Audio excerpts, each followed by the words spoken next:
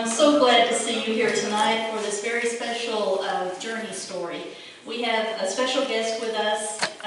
Her name is Lisa Wright, and she is from Lawton, Oklahoma, and has come here all this way with her mom as her sidekick to talk to us about the land run of 1889. If you had a brochure that was telling what our programs would be, well, surprise! That's not the one you thought you were going to get. But we're just trading places with the land run story and the one about the frozen fuse. So you'll be seeing that on the 28th. So it's quite a wonderful story as well.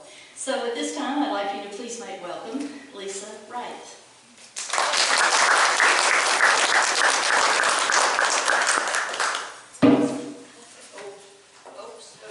Thank you.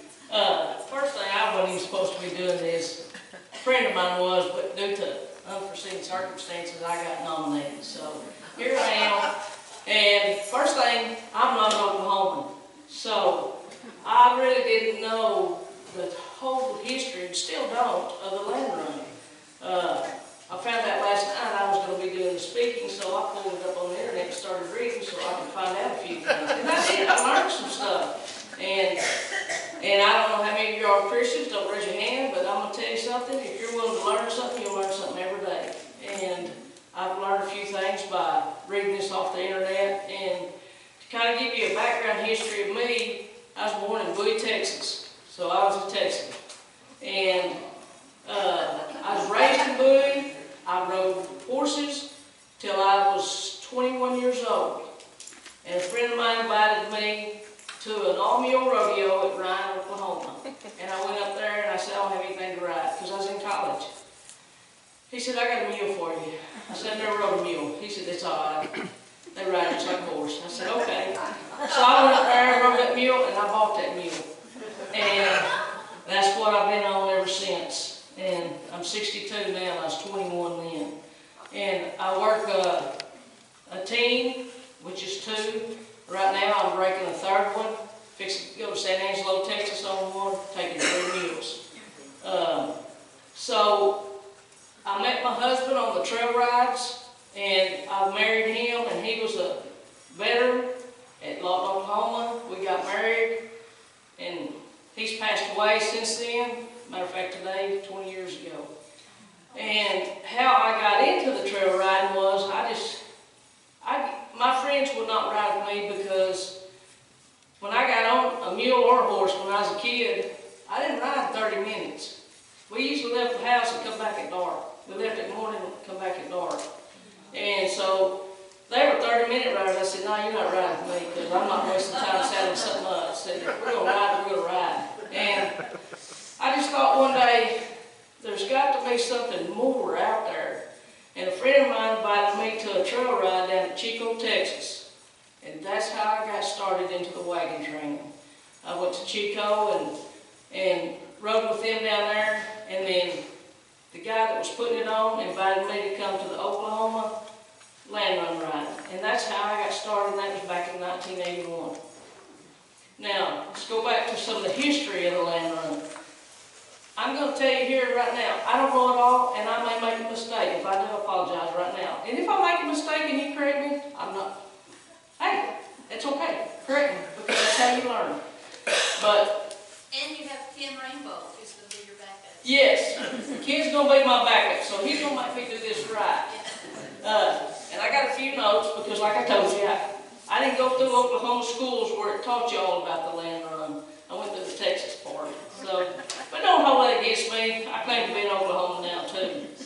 But there was a congressman, a representative in Illinois, wanted President Harrison to rewrite. Let me get this right.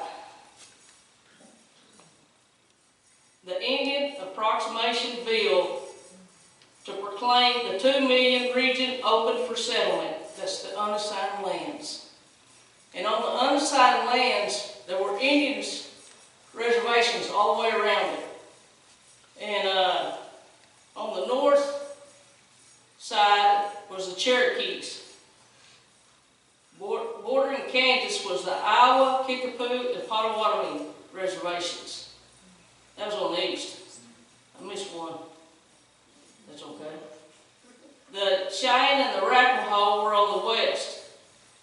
And to the south was the Chickasaw Nation. So they said that this land was some of the best land in Oklahoma, and it was unassigned.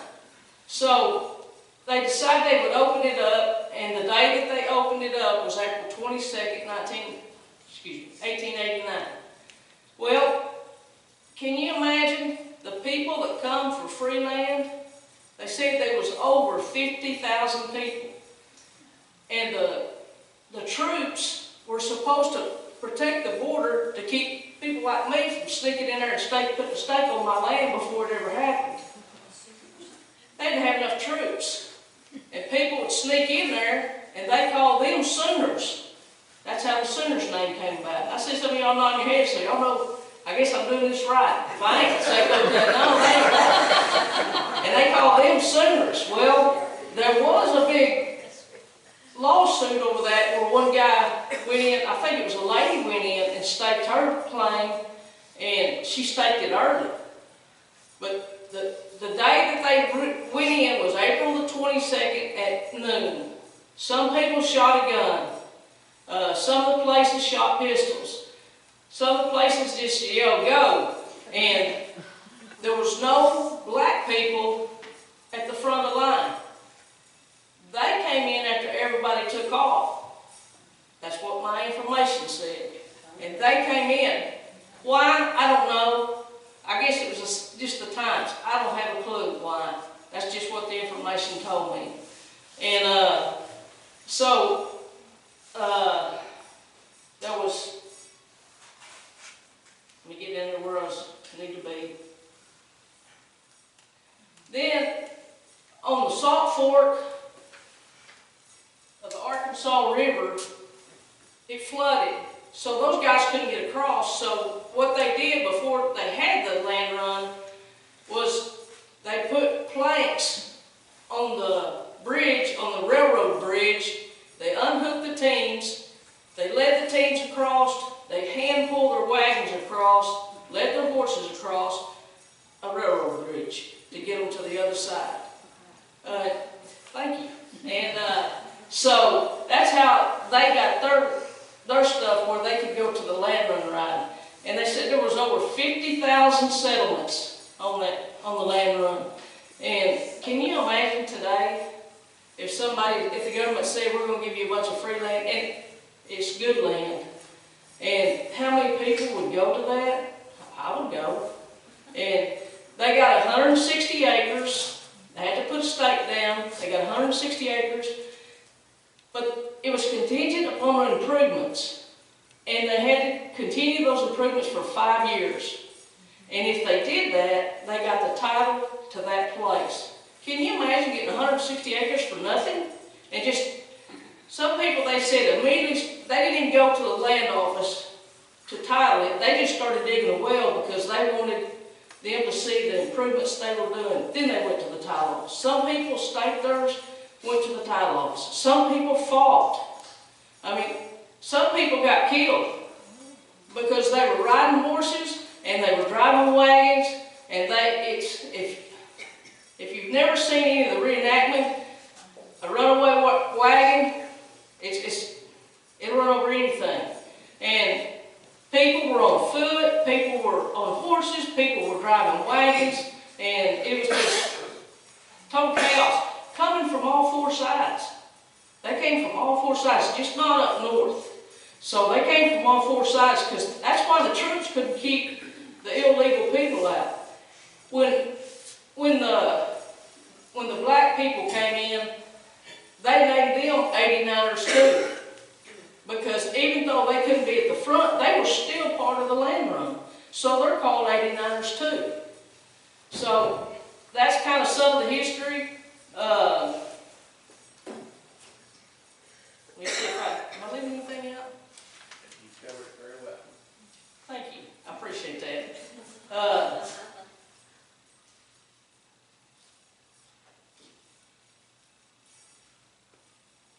There was an estimated 11,000 agricultural homesteads were claimed.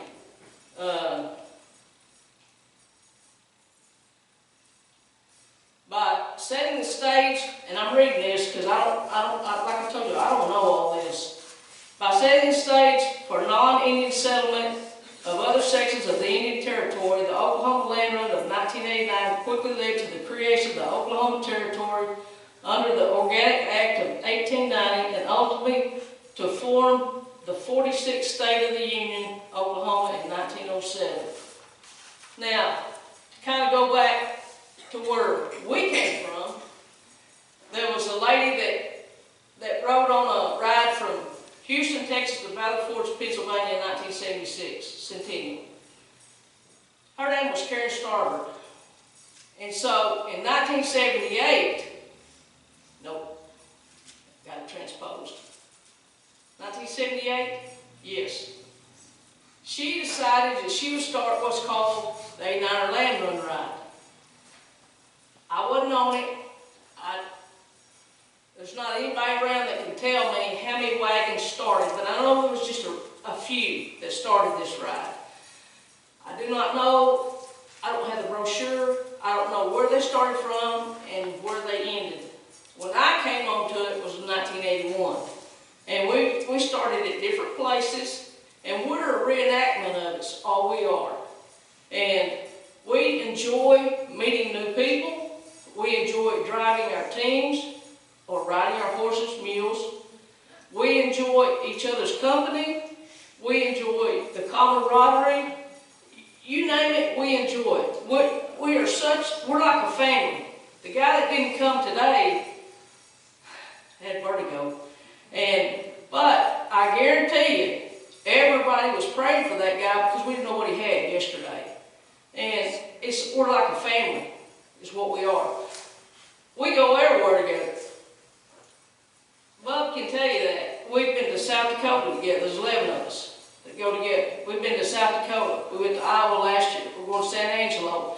We've been on Red Steagles, and that's where we met Bub on the Red Steagle ride, Bub Allen. He's the one that got us down here in Bochita. But to kind of back up, we started in 1981, and we do a progress ride, which means you start like here at Bochita, but you're going to wind up at Norman. And when I first started, we were going about 35 miles a day. And if you've never ridden a horse or a mule or drove, that's a long ways. And we finally, of course, I was a youngster back then, it didn't bother me so bad.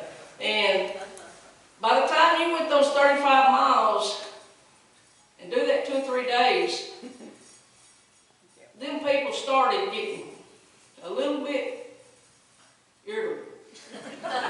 So we all sat down and discussed one time, said, why are we doing this? I said, this is not fun. Time you get in, it's about dark. Time you get your chores done, it is dark. Time you eat, it's too late because you got indigestion. And then you go to bed the next morning, you get up about 4 o'clock, so you pull your rigs up to the next campsite, come back, start it all over again. So we started cutting ours down to 16, we try to keep it between 16 and 20 miles a day. And that's a pretty good distance for the mules. People say, well, my daddy used to work my team. I get that. But he didn't have to put up with 50 people out there driving at you because you're going too fast, you're going too slow. We should have went this way, we should have went, why did we camp here? Why did we do that? Where's the water?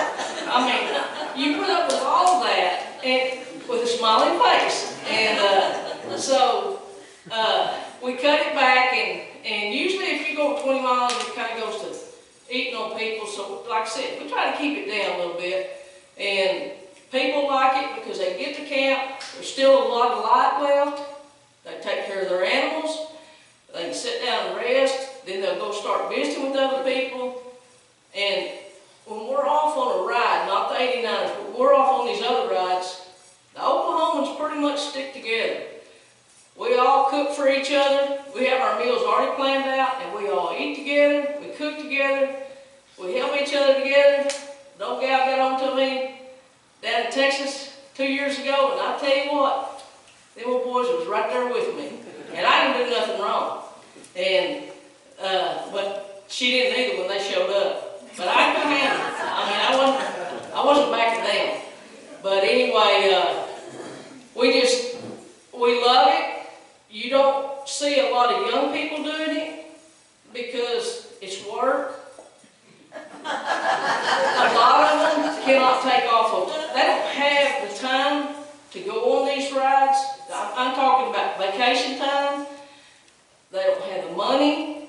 got kids, they've got bills, paying for house, cars, so really it's hard on the younger generation to do it, and a lot of them don't care.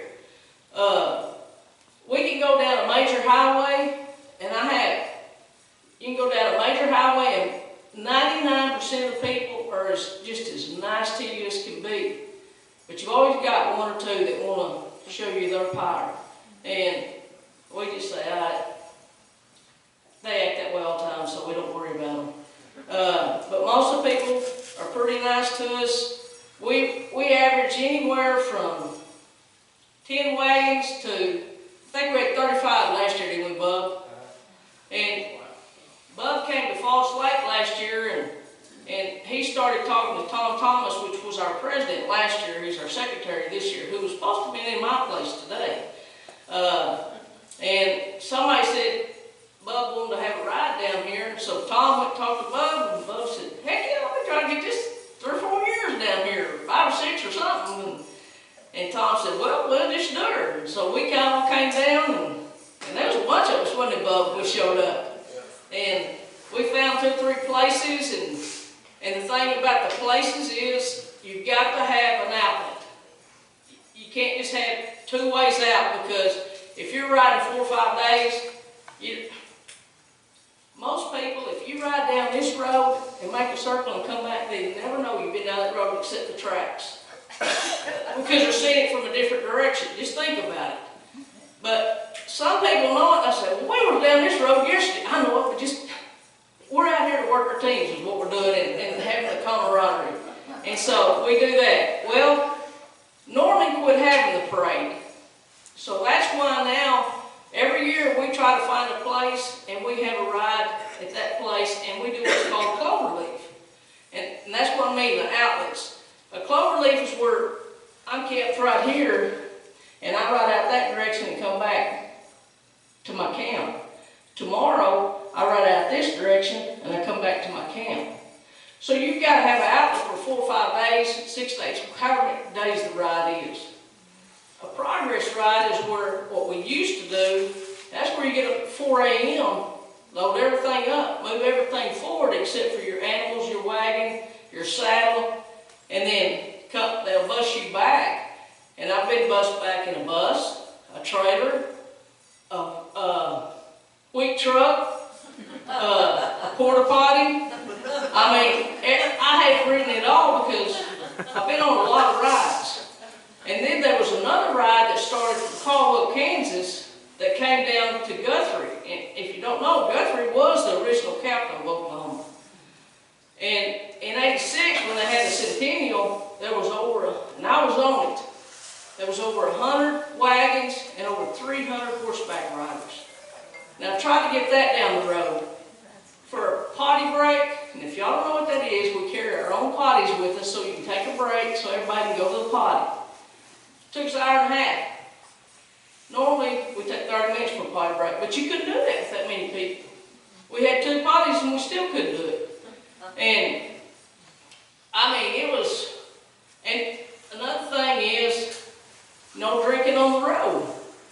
So you had to watch for that. We had flaggers. Flaggers get out there and try to get the traffic around in a safe manner, not holding the people up and not hurting the animals or the people that's on the wagon train. So they do that. That's their job, to get this traffic around us.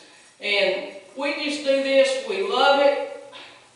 We love going to new places. We love meeting people. If you can't tell, this is my hobby, besides fishing, and Bub's going to take me fishing when I come down here, because I'm coming early. In April, we'll be down here on a place. Whose place is it, Bub? It's Mick Ingram's place out at Pritchard, north of Bochita. Yeah, that guy's. And that's where we'll be camping. And we're going to come through, one day we will come through Bochita. And Nancy knows that. We still have the territorial ride. I'm president of it. And we have it over at Cooperton. And it's a cloverleaf too. And so those are the 2 main rides in Oklahoma. Then we go, and Buck does too, to Red Steagle ride. We go down there. This is our first year going to San Angelo, and it's supposed to be like 5 days of straight ranches, you'll never see a city. So that's, to me, that's awesome. And we went to that South Dakota ride, and that's the most beautiful ride I ever been on. And it was just awesome. The hills, the greenery, and I rode and took pictures. She was supposed to take pictures, the ground was so rough, it was like this. She couldn't take the pictures, so I'd take the pictures. Well, I probably shouldn't tell this, but I'm going to tell this anyway. I'm going to tell part of it, I won't tell it all. We were up on top of this mountain, and this side was up, and this side was a drop-off.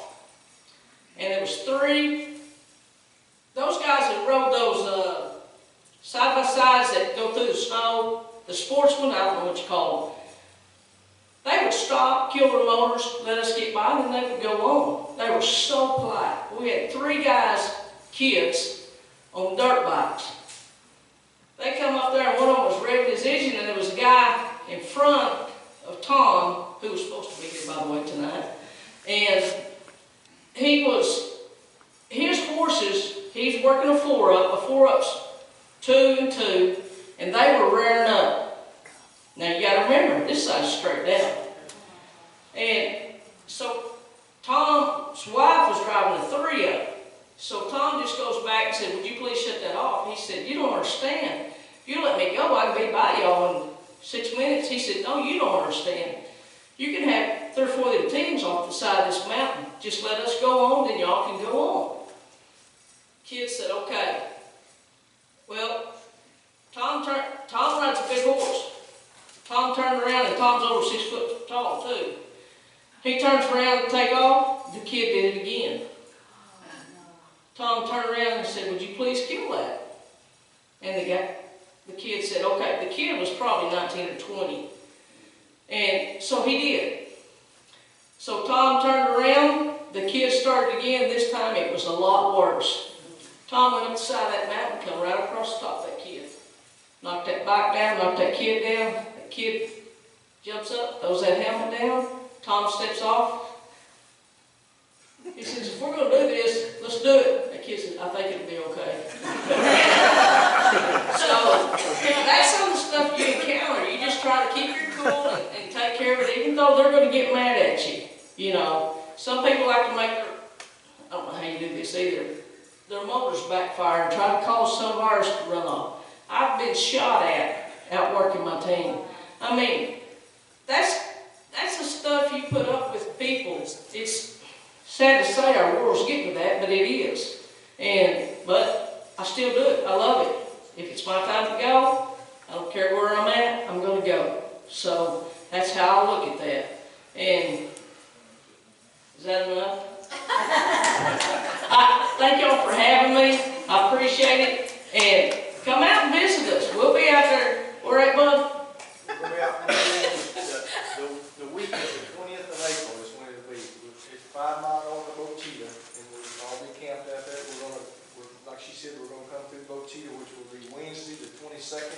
We're going to have lunch there in Bochita. If any of y'all will come have lunch there. That's Bubba's birthday. We're going to have lunch there, and it's going to be a fun time. Thank you so much. Oh, you're welcome.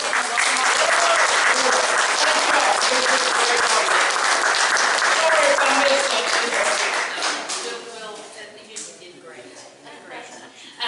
I just want to talk a little bit about what she's trying to tell us all. It's a really neat thing. You know, we hardly ever get to see anything like this in our area.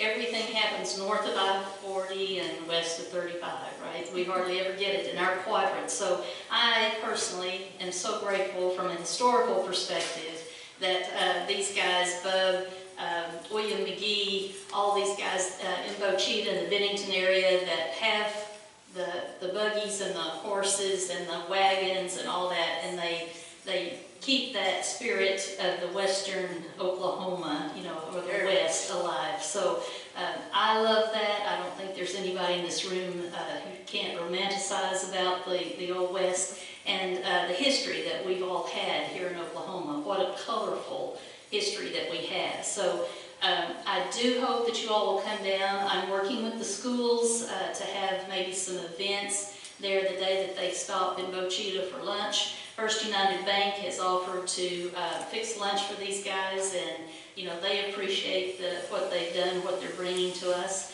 And so I think that we'll have some events that were popular back in 1899 that maybe the kids played. So we'll have some games maybe for that as another layer of learning on top of that. So that'll be fun. William McGee is here tonight. William, do you have something you want to say? Are you going to give us some entertainment? Yes, out there. Yeah, at the end of the day, when they're all too tired to listen, I'm going to go sing to them. I'm going to go sing to the horses. So hopefully that'll be a lot like it was back in that time when the wagon trains crossed Oklahoma and crossed our country. I know that you all are like me. When you go out west or you go to some parts of Oklahoma and Texas, you're just like, how in the world did they get a wagon across here? How in the world did they make this trek across our land? So we'll get a little chance to see that. A few years ago, I had the opportunity to ride with William on the Red Steagall ride, which is from Weatherford to Fort Worth. Jacksboro to Fort Worth. Okay, I didn't get to, I came on at Weatherford, didn't I? I did the short version. Yeah, well, it was still fun. So what was so impressive to me was the camaraderie of all the people. And it made you think about how it had to have been back in the day when they were crossing our land. Everybody had to work together. Everybody, it was, yeah. That's smart. Yeah. Okay. As a matter of fact, the first time I went on a Red Steagall ride, Bub's horses jackknifed and broke his tongue in his buggy. So they said, okay, we'll just leave them and we'll come back and get the buggy. Oklahomans, one of the guys said, nope, we won't do that.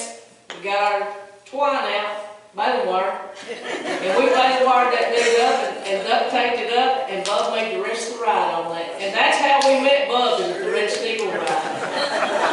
If you don't believe it, ask me. And I want to thank Bub and William for running out of routes for us, getting us places to eat lunch at, to get off the road, to take a potty break. That's big deals to us. And we appreciate the people, if some of you are in here, that are allowing us to do that. Because it really is an honor for us to be on your place. Thank you, Bub. Thank you. It is just so amazing to watch them all work together, because you know that when they had the wagon trains and they were going across our country, they had to depend on each other just like that. And they had to come up with innovative ideas to keep their rigs going and their horses healthy and their mules healthy and all that. So this is no different today. You still have to do that sort of thing, and it's good to watch all that happen. When I had the opportunity to go on the Red Steagall ride, which, yes, he's still alive, it's amazing, and we got to stop at his ranch, and he had people there making fajitas for all of us, and oh my God, it was windy and cold, and it didn't matter because everybody was having such a good time. But when we went down the highways in Texas, we were escorted by the Texas Highway Patrol, correct? Or it seemed like when we would leave one county, the next sheriff of that county would have a car there to go in front of the train and behind and keep all that safe. And do you remember how many wagons and outriders were there? Most of the time there's 25 to 30 wagons on Red Steagall ride. And about 80 outriders and all that? Usually anywhere from 40 to 65 or something, horseback riders, stuff like that. Yeah, and they're dressed like they should be. You know, they're not in their Nikes. They're dressed the way they should be. So they may look forward to putting those on later, but during the ride, they look the part. That's a requirement. That's a requirement, and it should be. So what was so amazing to me was that the Highway Patrol, or the security, was there to keep everybody safe. And the people who met us on the other side of the road pulled off to the side. Most of them just stopped and waited for us to go by, and they were taking pictures, and they were dragging their kids out of the back seat to see us, because this is an unusual thing. So it made you feel really special, and you know, you could just wave at them, and it was really just an amazing day, you know, for me. So always grateful to William for not wrecking the buggy or turning over the wagon. Yes. On those rides, you're always having some wrecks. And I've always said that if you're gonna have a wreck in a wagon, the best place to be is right in the middle of it, and then you see everything firsthand. Wait a minute, hold it right there. Yes. I'm usually riding with William, so don't go there with me, that kind of thing. You're gonna have a wreck. Have it on yonder without me, don't have it with me. You can imagine the stories that they can tell around the campfire too, because they all had some kind of wreck or some kind of experience. Ride with him. That's pretty fun. In terms of the land run, where is Ken? Ken, Randall. He's in the very, very back. Ken, would you like to come and add a few words about the Oklahoma land run? How it all got started. Lisa did a great job. I can't believe you're not an Okie. I think you're just a displaced Texan. I adopt you. Me too. Yeah. Thank you. Yeah. Ken, you know, just goes to sleep at night thinking about these things. So, here you go.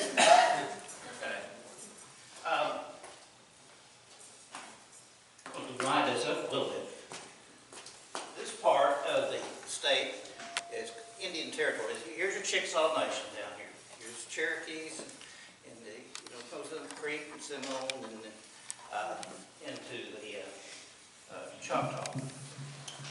By 1890, they were allotting out lands here and throughout the state of Oklahoma.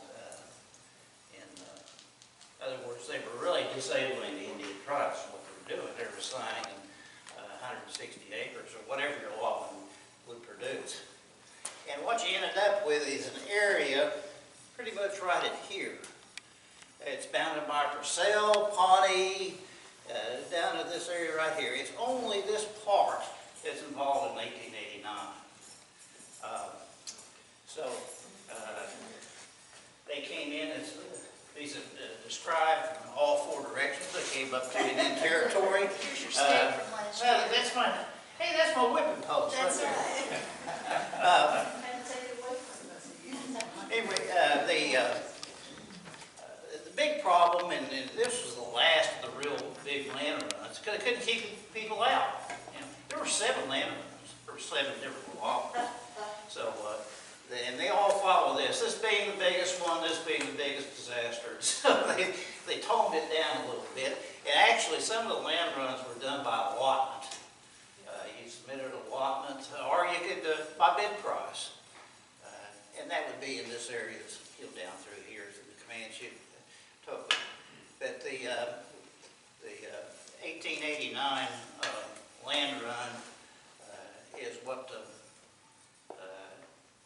it had a lot of effect in Oklahoma, and I'll be discussing some of this because I have to. We're going to be discussing some of the early political parties in Oklahoma. I want you to remember one thing. The land run was on April 22nd of 1889, and you had just arrived at your new farm. What are you going to plant on April 22nd, the first day? Nothing. And that's going to cause a lot of problems. You got your well dug. Well, the next year was the largest drought ever recorded in Oklahoma. You have 2 years of no agricultural production. And from that, you're going to have a set of circumstances that defines Oklahoma. And there's going to be some consequences that even today we can almost feel. And names of political parties that were receiving 25% of the vote in 1914 are considered piranhas now. You don't even want to discuss the name. But in Oklahoma, it's quite a common occurrence, and it's all going to start here at these unassigned lands. We're going to talk more about it. It's going to keep us to. This one, I don't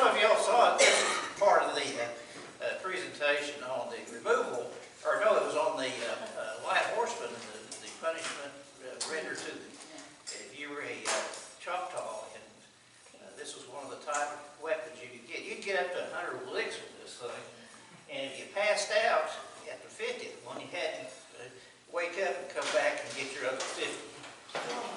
That's the size of a wagon. So that's where my mom learned how to do that. We have a few brochures here for any of you who'd like to know about the upcoming trail ride that's coming up. So I just thought that I would give you an idea of what I'm going to sing to the horses. And then the mules, yeah. The horses don't care. I think Lisa did a great job in explaining what it must have been like when those people roll up to the line, waiting for the gun to be shot, or waiting for somebody to say go, or waiting for whatever indication that they had that would let them know that it was time to head out for their and make their stake. So you know, the clouds of dust had to be going. I'm just imagining the horses and mules being hit, you know, run together by other horses and mules, causing the wagons to flip over and horses to fall down and people to be strung out across the way. It had to be a chaotic, hot mess for all that to be going on. So it kind of made us what we are today. And you can sing this with me. Oh, wait, no, there's more. Can I be one of the horses? The one to fall down? Well, listen. Oh, yeah. And I'm sure they'll like that, so. Now, William has promised me a stage, right? Yeah. That night. Let's see, a generator that night. There's a porta potty trailer that night. Yeah, we're gonna be roughing it out there. And a whole bunch of ears. A whole bunch of ears, okay. And mosquitoes. On April 22nd. Oklahoma, where the wind comes sweeping down the plain, where the waving wheat can sure seem sweet when the wind comes sweeping down the plain. Oklahoma, baby, night, my honey lamb and I sit along and talk and watch a hawk making lazy circles in the sky. We know we belong to the land, and the land we belong to is grand. And when we say, yo, yippee-ki-yay, you know that they've got to be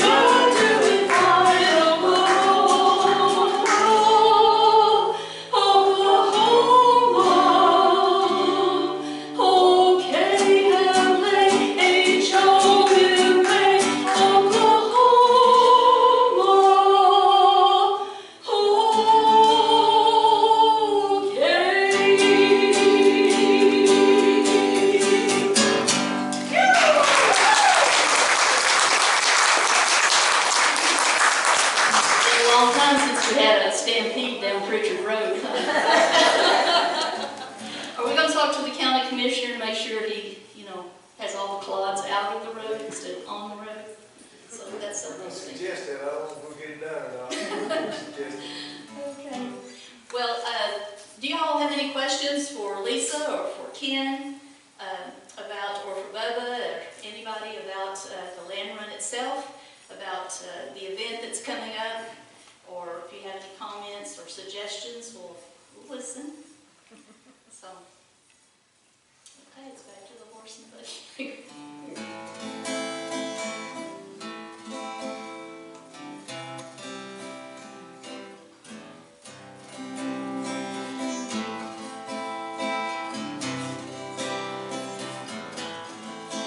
He rides the range on his sled, saw a dog and rifle and his bride.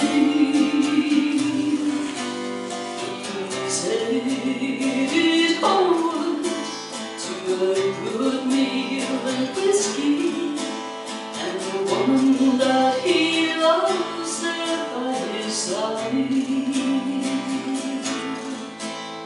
The woman that he loves there by his side. For the man who's always been a cowboy, can't imagine any other life. But he'd have had upon his grill the open western sky, a cowboy till the day he dies.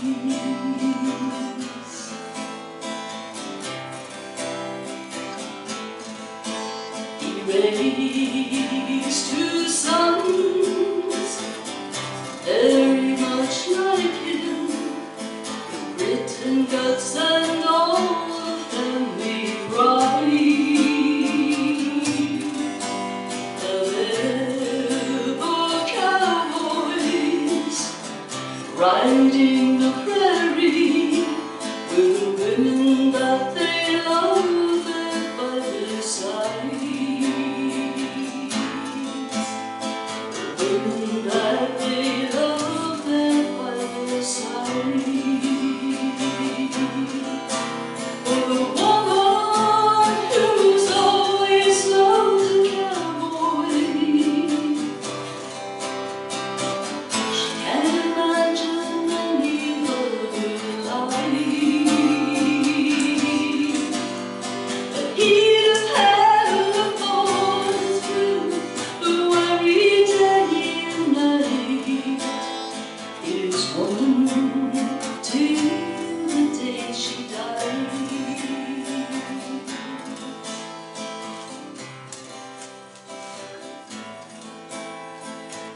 Rides the range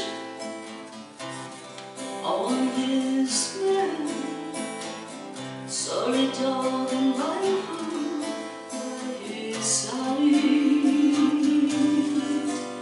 He's headed homeward, trail dust a-blowing to peaceful waters on the other side.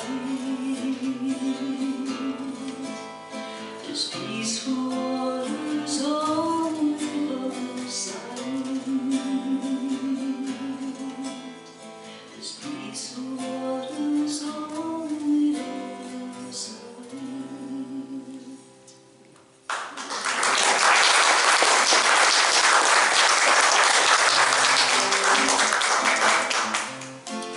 You know, Oklahoma had a lot of mining that went on throughout the years, and a lot of those people who were on the land run were also headed west to maybe find their fortune in gold, silver.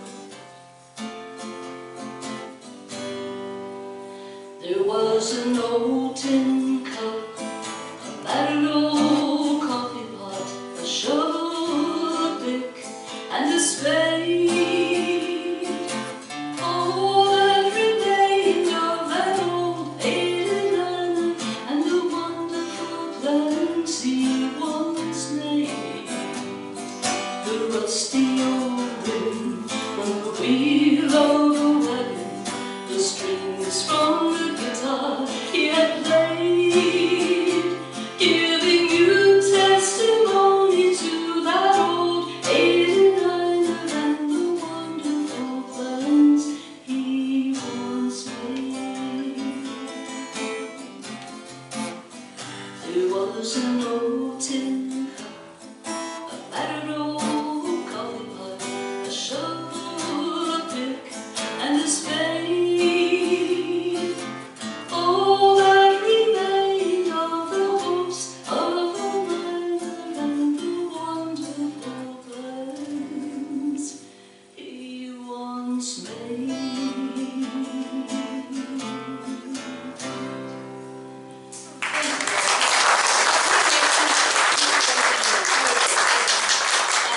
You know, that last song was sung by Lauren Green, remember, from the Nancy days.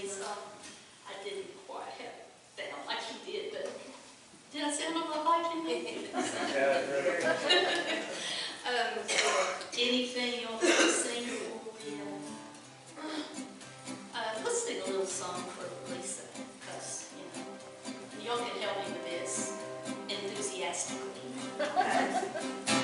The stars at night are big and bright, deep in the heart of Texas.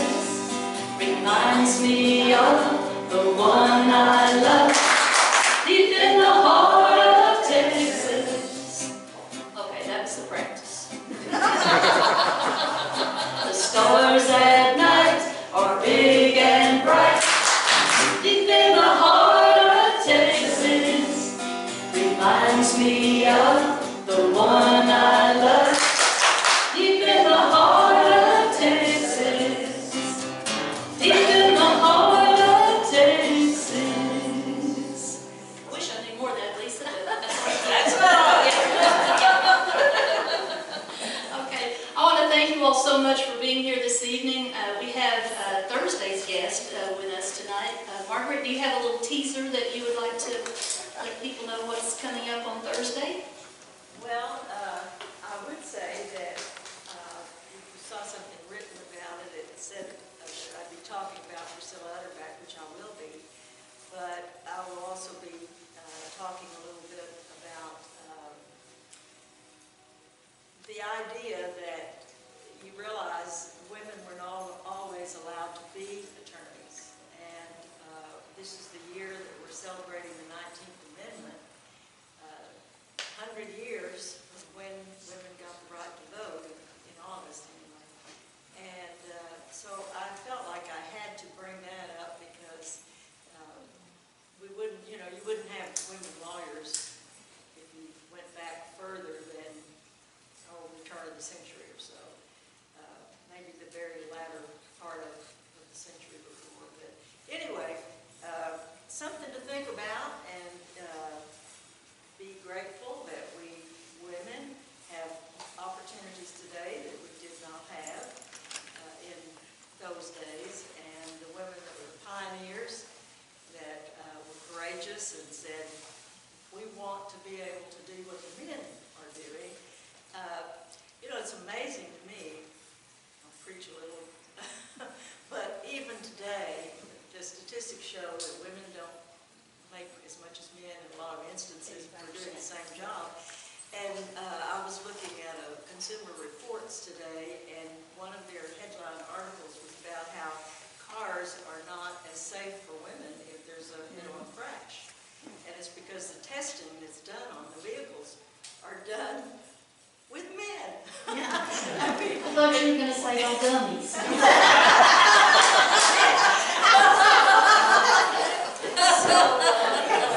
women still have a way to go. I'll say that. Margaret, how long have you been an attorney? Well, let's see.